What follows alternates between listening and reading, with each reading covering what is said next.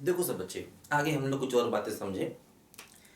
जैसे हम लोग करते हैं, पहले ही मैंने बताया था आपको, एक होता है फाइनाइट सेट और एक होता है इनफाइनाइट सेट, है ना। फाइनाइट सेट, तो फाइनाइट सेट जैसे नाम से क्लियर है कि इसके नंबर ऑफ एलिमेंट्स फाइनाइट होने चाहिए। मतलब इसके जो नंबर ऑफ एलिमेंट्स हैं उन्हें हम आसानी से काउंट कर लें, है ना। जो इसके नंबर ऑफ एलिमेंट्स हैं उनको हम आसानी से काउंट कर लें तो इसको हम बोलेंगे फाइनाइट सेट। देखो जैसे मान लो फॉर एग्जांपल हमने सेट लिया AEIOU।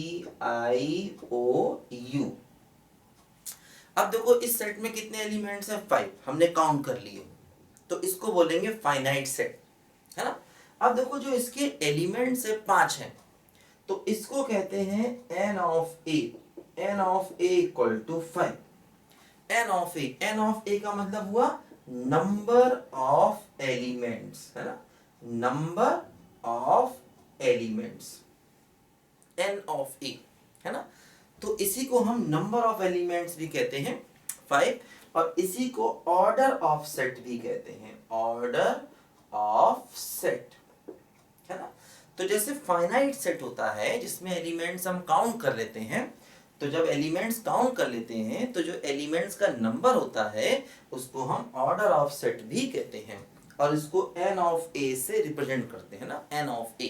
n ऑफ a का मतलब हो गया नंबर ऑफ एलिमेंट्स, इसको हम ऑर्डर ऑफ सेट भी कहते हैं। देखो जैसे कि मान लीजिए फॉर एग्जांपल हमने ये सेट लिया, है ना, हमने लिया एक set b equal to set of x, है ना, set of x such that x from -1 to 4 and x belongs to integer. x क्या है? देखो इंटीजर है, कहां से कहां तक है? -1 से 4 तक है, -1 से 4 तक है। -1 पर देखो इक्वल नहीं है, लेकिन देखो 4 पर इक्वल है, 4 पर इक्वल है, ठीक। तो क्या हुआ देखो, जैसे ये हो गया 0, ये हो गया 1, ये 2, ये 3, ये 4, और ये क्या हो गया बोलो? -1।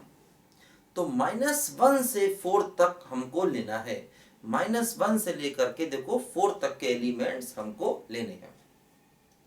तो देखो अच्छा -1 नहीं लेना, 4 लेना, 4 पर इक्वल है, इंटीजर लेने। तो देखो क्या क्या होंगे, ये एलिमेंट्स हो गए 0, 1, 2, 3, 4, है ना, 4 तक लेने हैं। तो 0 आएगा, 1 आएगा, 2 आएगा, 3 आएगा, 4 आएगा। देखो अब इसमें 5 एलिमेंट्स आ गए, तो इसका भी ऑर्डर कितना हो गया? 5। तो n of a, n of a का मतलब क्या हुआ? Number of elements. तो इसमें देखो नंबर ऑफ एलिमेंट्स कितने आ गए बोलो? 5, क्योंकि इसमें देखो 5 एलिमेंट्स है ना, तो इसका भी ऑर्डर कितना हो गया? 5, है ना। तो ये फाइनाइट सेट है, इसमें एलिमेंट्स को काउंट कर लेते हैं। अब देखो ऐसे ही एक आता है इनफाइनाइट सेट, है ना, इनफाइनाइट सेट। अब देखो इनफाइनाइट सेट में क्या होगा, इसके एलिमेंट्स को काउंट नहीं कर सकते, इसके जो नंबर ऑफ एलिमेंट्स हैं उनको हम काउंट नहीं कर सकते, है ना, नॉट काउंटेबल, है ना।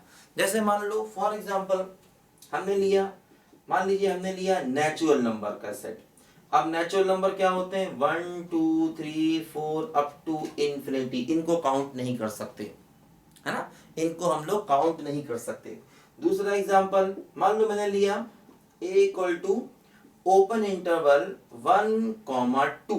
देखो ओपन इंटरवल 1, 2, ओपन इंटरवल का मैंने आपको समझाया था, मतलब ओपन इंटरवल का मतलब 1 और 2 के बीच के रियल नंबर लेने हैं, है ना। क्या है बोलो? Open interval 1, 2। तो ओपन इंटरवल का मतलब होता है कि उन दोनों के बीच के रियल नंबर लेने हैं। तो देखो 1, 2 के बीच में रियल नंबर्स कितने हो गए बोलो? इनफाइनाइट। 1, 2 के बीच में कितने रियल नंबर हैं बोलो? इनफाइनाइट, है ना। 1.1, 1.12, 1.134, 1.136, 1.125, 1.48, 1.1, है ना, कुछ भी कर लो। तो इसका मतलब ये किसका एग्जांपल हो गया बोलो? इनफाइनाइट सेट का एग्जांपल हो गया। तो जितने भी इंटरवल होते हैं, चाहे वो ओपन हो चाहे वो क्लोज हो, एक्चुअली वो रियल नंबर लेते हैं। और रियल नंबर कितने लेते हैं? उनके बीच के सारे। तो इसलिए वो सारे क्या होते हैं बोलो? इनफाइनाइट सेट होते हैं। देखो अब जैसे मान लो, कई दिमाग में बातें हम जैसे मान लो हमने कहा इस पूरी पृथ्वी पर रहने वाले जीवित इंसानों की संख्या, है ना, इस पूरी पृथ्वी पर रहने वाले जीवित इंसानों की संख्या। अब इस पूरी पृथ्वी पर हम कह रहे कितने भी जीवित इंसान हैं, करोड़ों में हैं या किस भी हैं, लेकिन वो एक फाइनाइट सेट होगा। क्योंकि हाँ, गिनने में गलती हो सकती है। अब गिनने को तो हम एक शहर के भी टोटल पब्लिक ठीक से नहीं गिन सकते।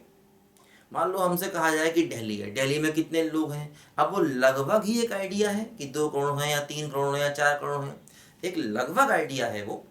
ये थोड़ी कि हमने कह दिया 2 करोड़ तो 2 ही करोड़ होंगे, क्या पता 2 करोड़ 2,000 हो, क्या पता 2 करोड़ 1 लाख हो, ऐसा भी हो सकता है ना।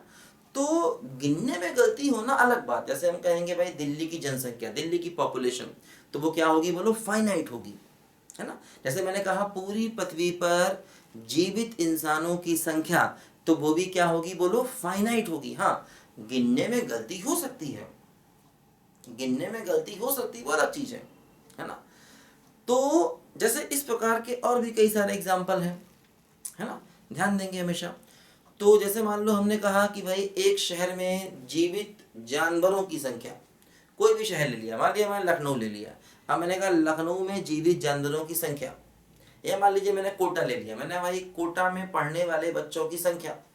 अब कोटा में जो बच्चे पढ़ने वाले आते हैं, अब उनमें काउंट तो एग्जैक्टली नहीं किया जा सकता, लगभग काउंट होते हैं। तो इसका मतलब है नहीं कि वो इनफाइनाइट हो गया, वो फाइनाइट होंगे, ध्यान रखना, है ना।